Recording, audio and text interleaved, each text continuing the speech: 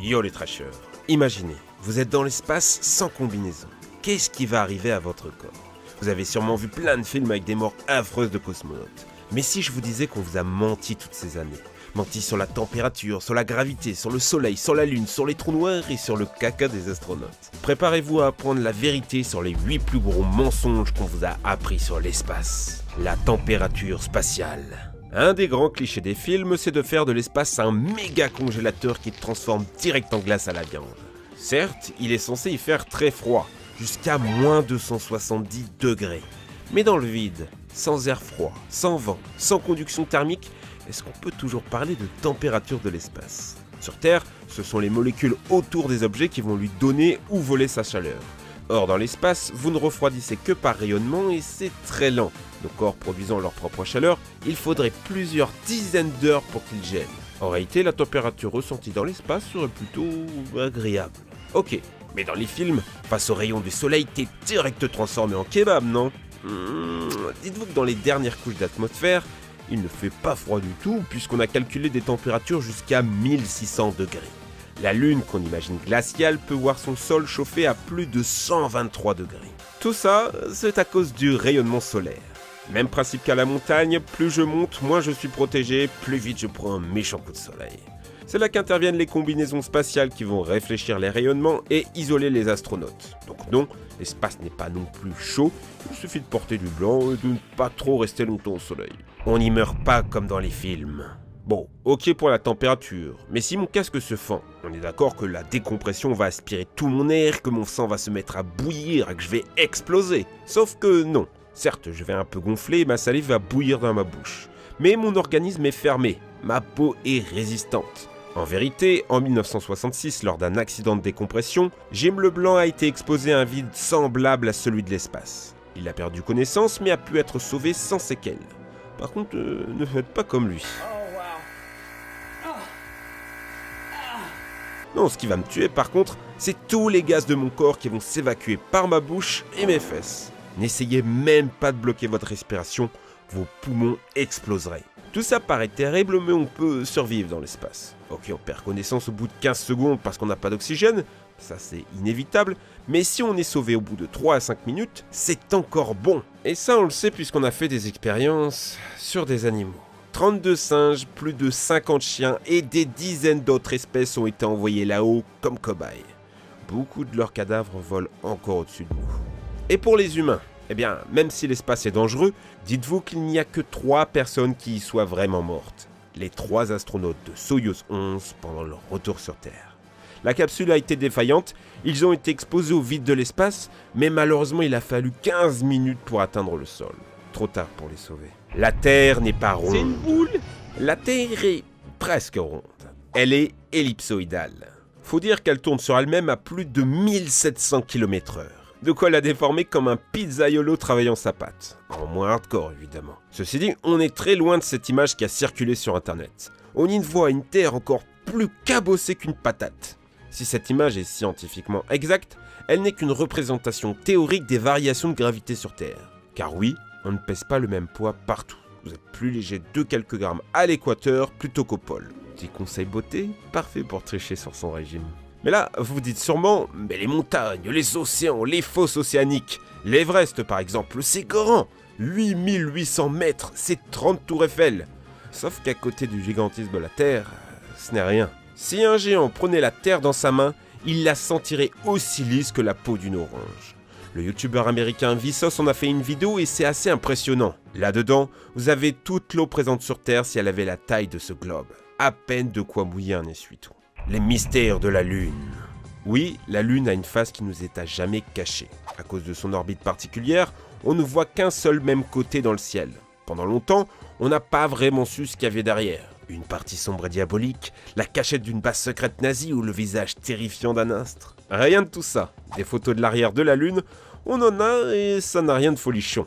Ce côté caché n'est pas non plus baigné dans une nuit éternelle comme on pourrait le croire, et il n'y a qu'à voir lors d'une éclipse solaire. Maintenant, puisqu'on parle de ça, j'en connais certains qui se demandent pourquoi on ne retourne pas sur la Lune.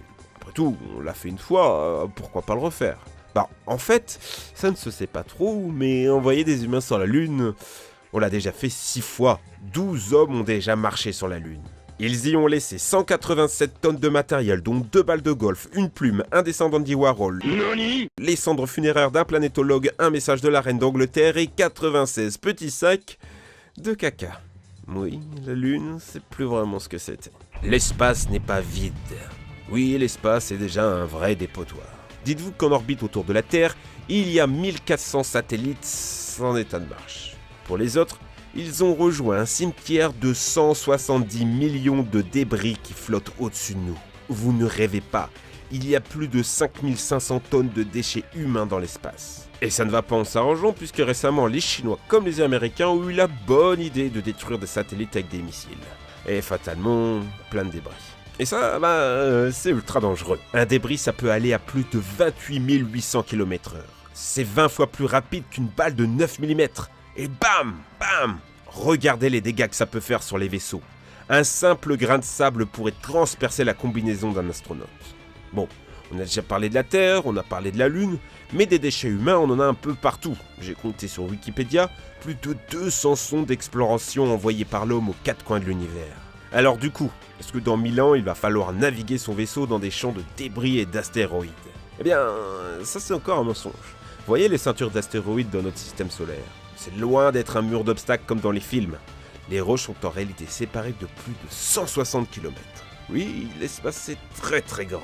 Ceci dit, je vous ai dit que l'espace n'est pas vide et j'ai pour vous un fait plutôt intéressant. Savez-vous que l'espace a une odeur? Quand ils reviennent dans la station, les astronautes peuvent à nouveau respirer et là, une odeur de métal chaud et de cookies brûlés. Apparemment plutôt agréable. En vérité, il y a plus d'une dizaine de millions de particules par mètre cube d'espace. Et l'odeur que l'on sent là-haut, c'est ni plus ni moins que l'odeur des étoiles mortes. Et ça, vous ne le sentirez jamais. Et il ne fait pas si chaud près du Soleil. D'après vous, dans le système solaire, quelle est la planète la plus chaude? Bon, c'est logique. La plus proche du Soleil, Mercure. Raté. La plus chaude est à 50 millions de kilomètres de là et c'est Vénus avec une température moyenne de 465 degrés. Mercure, elle, oscille entre moins 170 degrés la nuit et 420 degrés le jour. Là où Vénus a une atmosphère dense en CO2 qui capte la chaleur, Mercure, elle, est quasiment nue. Mais bon, tout ça, ce n'est pas très chaud. Alors on est curieux, on tape température du soleil sur Google et on découvre une température plutôt faible, 5505 degrés. Quelque part on pourrait dire que c'est logique, une flamme de briquet c'est 1000 degrés et la flamme la plus chaude qu'on puisse faire c'est 5500 degrés. Oui mais non, la comparaison avec les flammes est vraiment inexacte. Déjà le soleil n'est pas une boule de feu. L'espace, c'est vide, et si vous mettez une cloche sur une flamme, elle s'éteint. Non, le soleil c'est plutôt une putain de boule de plasma thermonucléaire. Alors oui, on dirait des flammes, mais c'est plutôt une sorte de jet gluant. Et non, le soleil n'est pas rouge, là c'est juste un filtre. En vrai, il est bien blanc. Maintenant, en ce qui s'agit des 5500 degrés, c'est la température autour du soleil dans la première sphère.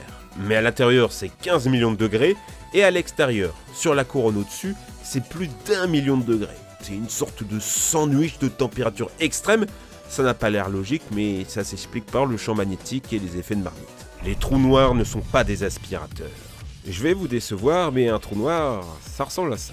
Vous voyez, on ne voit rien. En réalité, on n'a encore jamais eu d'observation directe d'un trou noir au télescope. Un trou noir est invisible, ça ne laisse rien passer, que ce soit la matière ou le rayonnement. On ne sait pas grand-chose sur eux, à part qu'ils naissent lors d'événements très violents comme l'implosion d'une étoile. Est-ce que c'est de la matière très concentrée, une singularité, un trou dans l'espace-temps? Tout ça, on ne peut que l'imaginer. Ce qu'on sait, c'est qu'un trou noir n'est pas une sorte de disque géant qui aspire tout sur son passage. À vrai dire, si notre soleil se transformait en trou noir, rien ne changerait. On continuerait de tourner autour comme si rien ne s'était passé. Enfin presque. Les astronautes n'ont jamais connu la gravité zéro. Ça va vous étonner, mais dans une station spatiale, la gravité est quasiment la même que sur Terre. En réalité, aucun humain n'a connu la microgravité. C'est un état très rare qu'on trouve soit dans des espaces très vides, soit en équilibre entre deux corps massifs. Si vous veniez à vous téléporter dans l'espace proche, comme ça, sans force de pousser, vous retomberiez sur Terre. Il n'y a pas d'altitude magique à laquelle on se met à flotter. En fait, si les astronautes sont en apesanteur, c'est parce qu'ils sont en chute libre ultra rapide autour de la Terre. C'est exactement la même chose que les vols en 0G. Ça descend, ça monte et vous flottez. Du coup, entre l'expérience d'apesanteur d'un astronaute et celle d'un youtubeur, il n'y a pas de vraie ou de fausse apesanteur. C'est la même. D'ailleurs, petit fait amusant, est-ce que vous êtes déjà demandé ce que ça ferait de monter une échelle reliant la Terre et la Lune? Il y a bien un moment où vous allez être plus attiré par la Lune. Et bah ouais, il y a un moment où vous allez carrément descendre la tête en bas. Oui, beaucoup de choses qu'on croit savoir sur l'espace sont fausses. Et encore, je vous ai pas parlé des films de science-fiction, des explosions, des vaisseaux, de vitesse suprasonique. Peut-être dans une prochaine vidéo. Rien que ces représentations magnifiques de nébuleuses. Eh bien, tout ça ce sont des visions d'artistes. Des recolorations pour faire ressentir l'immensité de l'espace. En réalité, avec nos seuls yeux humains, tout a l'air plus sombre. Mais tout ça ne doit pas vous empêcher de rêver. Nous sommes limités et tentons d'observer un monde qui nous dépasse. Un monde dans lequel nos rêves d'aventure sont physiquement impossibles. Alors, au lieu de baisser les bras, de demander au film d'être à tout prix réaliste, rêvons. Rêvons de cet univers comme un berceau des possibles. Qui sait ce que l'homme saura faire dans le futur ?